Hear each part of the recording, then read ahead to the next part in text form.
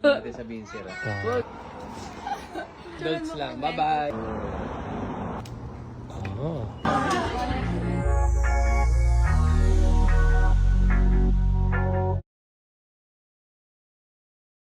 Nagpunta nga ng Canada ang pamilya ni Oyoboy Soto at Kathleen Hermosa. Kasama din nila ang ate ni Christine na si Kathleen at ang asawa nito. Pagdating naman nga nila sa Canada ay agad ngang namasyal itong sina Oyoboy Soto at itong sina Christine. Agad nga silang ipinasyal ng mami ni Christine Hermosa dito. Makikita naman nga ang mga OOTD ni na Christine Hermosa at ng kanyang ate. Nakikita mo na talaga namang balot na balot ang dalawa dahil maganda ang klima dito sa Canada. Malamig nga dito ngayon. Kaya naman itong sina Christine at ang kanyang mami at ang kanyang ate ay talaga namang nakasuot ng mga winter jacket. Bagay na bagay naman dito sa mami ni Christine Hermosa ang kanyang napakagandang OOTD.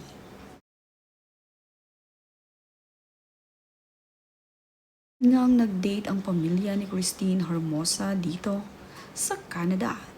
Nandito nga sila sa Vancouver, Canada at doon nga ay nag-date agad sila kasama ang mga kapatid ni Christine Hermosa.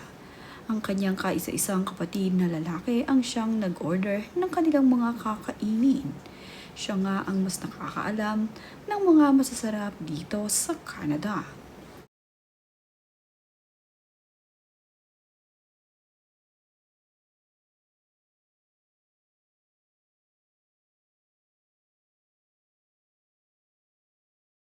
Tuwang-tuwa naman ang ate ni Christine Hermosa na si Kathleen Hermosa sa kanilang order.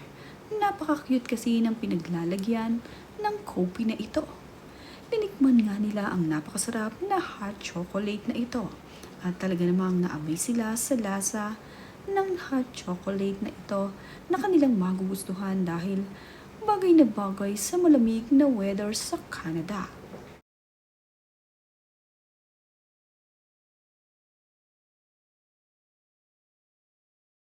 Our dates are here. Yo creo que sí o sí vamos a pedir la valenciana porque se lo digo a estos y te digo, gracias. Okay. Sarap nito. Oh, uwi na siguro ni Tito yung... We have some rosemary on top and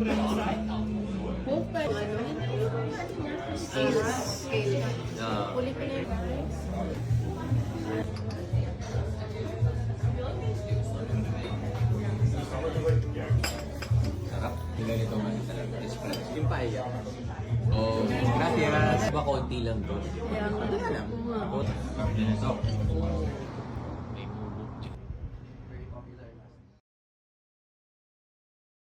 Masasarap na mga pagkain naman nga ang kanilang tinikman sa kanilang restaurant na kinainan dito sa Canada. At maririnig nga sa video itong si Oyoboy at binabanggit pa nga na napakasarap. Yan ito. Mga best seller na pagkain ang in-order ng kapatid ni Christine Hermosa. Ito nga ay talaga namang mga sikat dito na kanilang magugustuhan. At ang isa nga sa kanilang ikinatuwa sa kanilang pinunta dito sa Vancouver, Canada na kanilang kinainang restaurant ay ang napakasarap na koping ito na nakalagay sa cute na teacup.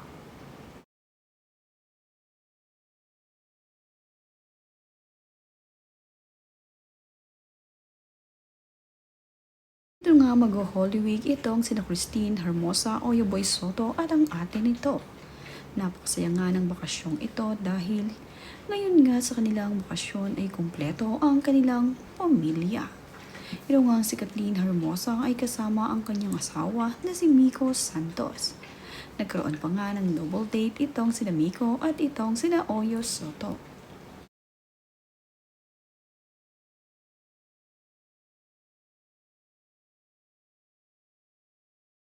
Naman ang araw para sa pamamasyal ng mga bata. Dadalhin nga nila sa park ang mga ito upang mag-enjoy dito. Sinisimulan na nga nila ang kanilang pamamasyal at para rin masulit ang kanilang pagpunta dito sa Canada ay talaga namang araw-araw silang lumalabas. Mae-enjoy nga nila ang napakagandang malamig na weather dito. Kung sa Pilipinas nga ay sobrang init, dito naman sa Canada ay malamig. Makikita rin na talaga namang panay ang picture nitong si Oyo Boy Soto sa kanyang mga boys. At talaga namang proud na proud sila na ngayon ay magkakasama na nandito sa Canada at ini-enjoy ang kanilang pamamasyal. Masaya ang naging bakasyon ni Oyo Soto. Lalo pa nga't nadala niya ang kanyang napakaraming anak.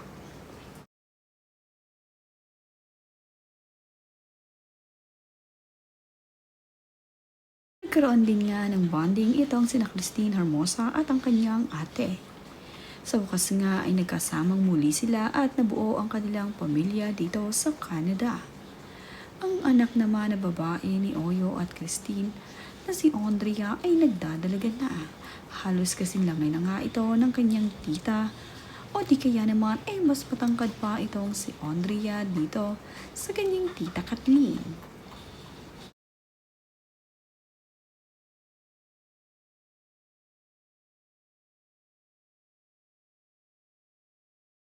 Na-enjoy ang mga anak ni Oyo Soto sa kanilang bakasyon at naisama rin ni Kathleen ang anak ni Miko Santos dito sa Canada. Sila nga ang magkakatabi dito sa upuan. Isang halera nga sila dahil marami nga silang mga bata.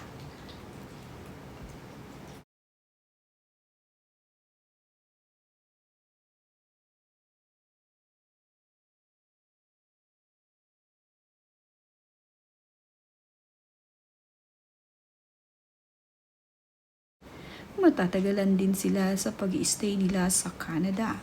At dahil bakasyon naman nga ang mga bata, ay susulitin nila ang kanilang pamamasyal dito. At para na nga rin masulit ang kanilang pamasahe. Mahal nga rin kasi ang pamasahe dito sa Canada. Napakasaya nitong si Kathleen na kasama ang kanyang asawa sa kanyang bakasyon. Ganoon din ang kanyang pamilya na nagkaroon sila ng masayang bonding at dito pa nga sa Canada.